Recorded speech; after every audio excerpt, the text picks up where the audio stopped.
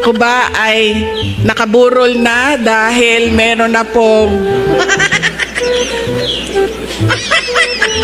Hanapin niyo po kung sino ang pumatay sa akin.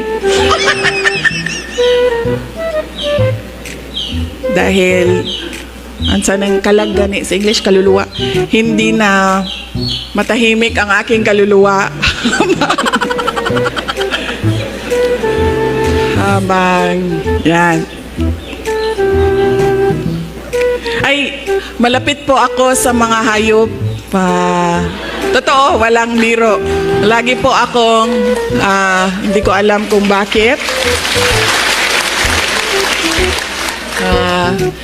Kapag yung mga kasamahan ko, yung mga escort ko ay merong aso, kapag merong dumadaan na aso, kapag sinisipa nila yung mga walang hiya na mga escort ko, pag sinisipa nila yung aso, hulaan nyo kung saan papunta yung aso.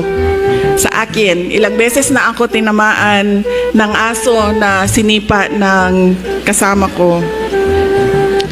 At noong ako ay mayor, kapag umaakyat ako sa mga malalayong barangay at nagbibigay ako ng speech doon sa kanilang programa, lagi yan, kinakagat ako ng bubuyog. Noong una, nagre-react pa ako dahil pagkagat masakit, lalo na yung native na bubuyog, masakit talaga, mabilis mamula at mabilis lumaki, nagre-react pa ako. Aray, sinasabi ko, andito na naman ang mga NPA. Hindi ninyo ako mapapatay sa bubuyog lang. Pero noong lagi na siyang nangyayari sa akin ay hindi ko na napapansin ang sakit dahil nasanay na ako.